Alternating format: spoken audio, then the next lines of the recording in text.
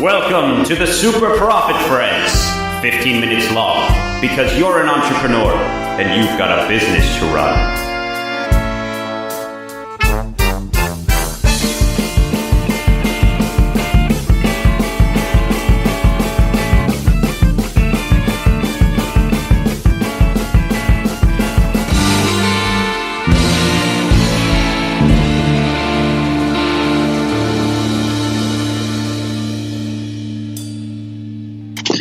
We're live! Welcome back. Alright guys, welcome back to episode 6 of the Super Profit Friends podcast, where today we will be talking about who to take advice from, mentors, deciding who your mentor is and things like that. I do want to apologize in advance, just in case. There is some construction going on, so we might be interrupted by some sounds, but hopefully that will be fine. Also, we are missing Zach Keith today. He has some business things that he had to take care of, so he wasn't able to make it. But we'll continue. I recall, he's in Connecticut. Yes. Having a business meeting with his business partners. Mm-hmm. Yes, this is true. So business things to deal with. Super professional. Sounds way more professional when you say it. He's in Connecticut with his business partner. The message I got was CT, and he had to decipher it for me. But where's CT? Is he at a CAT scan? I don't get it. Is he in the hospital? My God. All right, so that said, let's get started with who the best people to take advice from is. We'll throw the question over at, you know what? We're going to throw the question at Chris Lang today. Yeah, We're starting with Chris Lang. I'm a mentor, though. It doesn't matter. You're going to take over the whole 15 Literally, minutes. he is a mentor. We know you're going to So Chris, as you were starting your business, who did you find best to take advice from?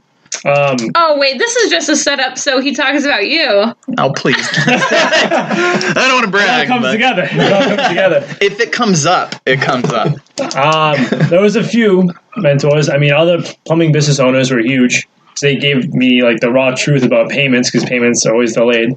But ultimately, people like you and another friend of mine who also has his own business really got me thinking and really kind of pushed me to take the step to do it, to go out on my own. And I don't know, I'm very thankful for it. So it's all about listening to your mentors, but you have to weigh everything out. Like, understand where you are personally and financially. You know what I mean? Because if you're like dead broke, don't open a business. Right. You're gonna be screwed. You're not getting a check every single week. Yeah. So, yeah. But how'd you know the mentors were a good mentor? Yeah. How'd you know they were legit mentors? How'd you decide them instead of like somebody else? Oh, okay. Yeah. That's the direction you're going in. Yeah. Because for me, like, there are people who've given me business advice, but I'm like, yeah, but you don't, like, I respect these people a lot, but their business isn't profitable, so why should I take advice from them on how to run a business or something to that effect? Like, why would I talk to a diamond salesperson if I'm starting a Ninja Warrior parkour and martial arts school? Like, they're not going to give me any good advice. They have no idea about anything about what I do. Yeah. So in terms of that, you mentioned that you spoke to another, was it another plumber that gave you advice? Yeah, it was another plumber. Yeah. So, and he was telling you that it was like the payments thing.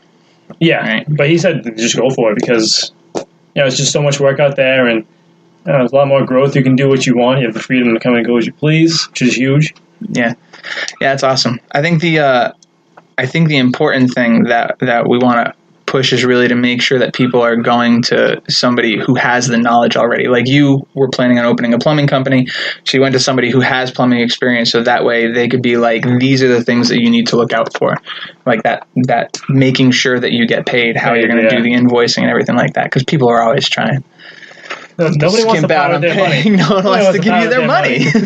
No, but it is true. It always obviously makes you feel more secure when you go to someone in the industry to get advice from them. I mean, obviously, because especially someone who's been in the industry for years. Yeah. And are still going and succeeding. One of the major things I tell all my students, anybody who's coming into us, I just say, hey, look, because they come to real estate, right? They all have a whole bunch of different ideas, the shiny objects, what I call them. Everybody will say, hey, go door knock. Oh, go tell all your friends you're in real estate. Hey, go jump on social media. Do it this way. Do it that way. Make sure you go and get those Zillow leads and do this and that. And it's like, hold on. Ask that person how much they made as a real estate agent that year and then qualify their advice, right? A lot of these people aren't even licensed agents. Why would you listen to them, right? Well, how can you give me real estate advice if you don't even have your real estate license? Yeah. And then ask them what they make. If they made $17,000, is that the person you're taking advice from, right? You want to go find the person who sold 50 houses, sold 100 houses, right? Yeah. Then ask them advice. The biggest key when people start to give you advice, because everybody's giving it free. I've been in this business for a long time, and people are like, oh, you should do this. And I'm like, well, yeah, thank you for sharing, right? As a business entrepreneur, the most important thing for you to learn is just take the information, but don't use it if it's not good information. Qualify where it came from. Yeah, absolutely. Say, hey, well, thank you for sharing, and then ask qualifying questions. That's what we call them in sales. Where did you hear that advice, and what is your experience in the industry? And people have given me investing advice. Oh, well, how many units are you up to? Oh, I don't have any, but my cousin has units. Oh, excellent. Can I get your cousin's number? Because maybe their advice is more in line, and maybe they understand what I'm doing, right? Yeah. But you got to be very careful. Yeah. I think I think that's 100% right. I think that you can sometimes, though, get advice from somebody who may not have the experience themselves, but in terms of taking it with blindly, it's just a bad idea. Take their advice and think about it, take it in, consider what it means for your business. We've had the discussion in the past, Walter and I, where as a real estate agent who runs his own branch, he can just hire anyone. He can have 1,000 agents, and it costs him $0 until they bring somebody in. Right. But for me, I have to pay instructors the moment they walk through the door, whether they're bringing me customers or not. So for you in the past, you've been like, oh, why don't you just figure out a way to make it commission based? Make a commission, bro. And it's that would be awesome. But there are some industries that may not work that way. And I'm not saying that it couldn't work in my business. It's just that I haven't figured out how to make it work yet. Yeah. But so things like that, again, take the information in. Morph it, sort of. Maybe? Well, see if you can find a way to make it work, because I think for the most part, advice that you're given, whether it's 100% useful or not, you can still make it useful. Even if you're like, all right, this is something that this is information that I received. This works for this business. I don't know if I can make it work for this business. You know what? I'm not gonna use that. That's still getting advice from someone, just not necessarily taking it, but it's still useful to you because it could open up other pathways for you to think of something else that could work for your business. Right. Mm-hmm. Caitlin, so you're in a very unique industry with a lot of education behind it. Photography is not you grab a camera and do your shit, right? But whoa! Swear jar! First swear jar! It was inevitable anyway. Oh, there it is. Are you talking about how there is just YouTube upon YouTube channels? Yeah. How to use your camera, how to be a good photographer. Right. But you actually went to school for it, went to college outside of that. Mentors or... I went to school for fine arts, which really helped in things like color theory and composition. So it made all of those things kind of like a habit where I don't need to think about it. It just kind of happens just naturally because it's already kind of in me. But I don't think it's something that you need to go to college for. Or what do you mean? So now I guess so you've had mentors who got, you didn't just pick up a camera and you knew it was the right one. So some of the mentors you've had are probably your peers too. People who maybe even have less experience in life, but they knew a certain thing, right? You mentioned YouTube videos where you're learning how to do things. A mentor could be somebody, digitally too, right? You can pick up just small information from lots of different people and just kind of make an overall thought out of it and process out of it, if that's what you mean. I think what he's getting at is kind of the similar thing to what we're doing here, where we're all new business. Well, relatively new business owners within 10 years at least. Like it's not, we don't have 20 years of experience behind us, but we're all working together. We're all gaining our own information about our businesses. And as we're learning that, we're sharing that information with each other. So I think he's kind of bringing up the point that that may have happened with you in school also. Because like I know with me, even with capoeira, training capoeira, my friend Mike Pinto is like we are essentially the same rank, the same level, but we share things with each other. I learn as much from him as I learn from my instructors at times. Even though they teach me a different set of skills, I still learn something else from my peers. I think that we will be talking about this more in the Facebook groups. In that episode, because it is very important to reach out to other people who do the same things as you. And with Facebook, it's awesome because these people aren't necessarily your competition because they live in another part of the world, or state. Whatever. No, it's one of those things. Like I asked a question, I want to bounce it to you too, Josh. Who were some of the mentors in your business? I know you just mentioned Mike. I'm sure Chigrity too.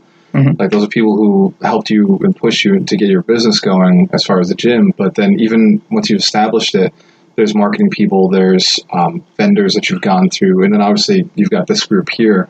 We're more of a mastermind, so it's masterminding is a little different from mentorship. But like, what gyms or businesses do you look up to, or have you looked up to in the past that got you to where you are? It's funny. So it wasn't until recently actually that I started sort of looking up to other businesses. So it wasn't until long after I opened my business. There was New Wave Martial Arts and Fitness with Chigri. He's the one who, after training there and seeing the kind of community that they created around capoeira, that was possibly one of your first true mentors in the gym. Oh, absolutely. He was the first business mentor that I ever had. And then obviously I had you, because you entered into it first. You allowed me to use the business plan that you had for Roots 44. That's right. In order to prepare that for Ramp Academy. It ended up not being useful, but what are you going to do? Business plan. We'll talk about business plans. We'll talk about those actually in episode 8. But the most recent thing is it comes from Facebook groups you started. Right. Well, that's what I'm saying. Yeah. So at this point, and again, the next episode we're actually going to be talking about Facebook groups and forums. So this is kind of going to blend into that. But it wasn't until recently where I started talking to different kinds of businesses, like a trampoline park, and I talked to them about how much money they make versus like how much money I make versus how much a gymnastics school makes. Because I spoke to a gymnastics business owner also. And based on just the financial conversations that I had with them, it started making me be like, all right, well, how can I cause my income, my revenue stream to increase to the amount that they have? Because it's insane how much a trampoline park makes in comparison to Amp Academy. But it's partially because I think it's because it's how do you say a dummy sport nicely? It's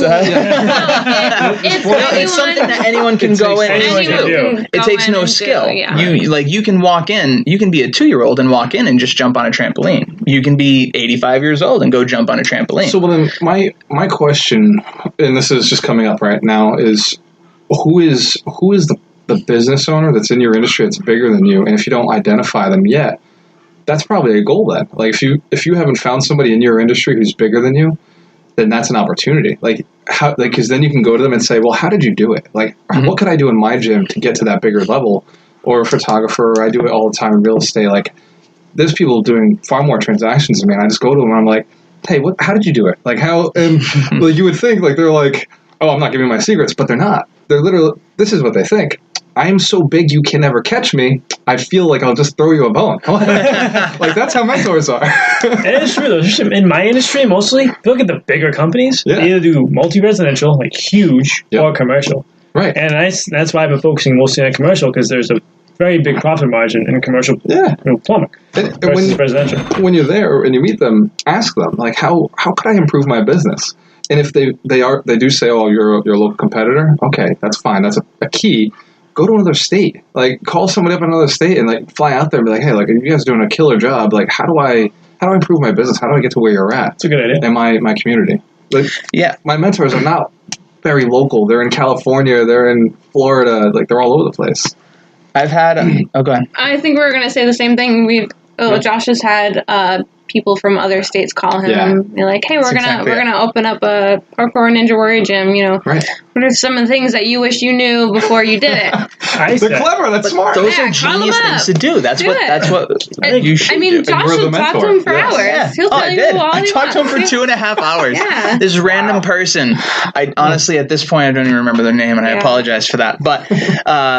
But yeah, I talked to them for 2.5 hours. They were just picking my brain about how much space they needed, like whether they like should pay someone to design a facility or whatever. Which I ended up grabbing that business too. So you probably designed it for them.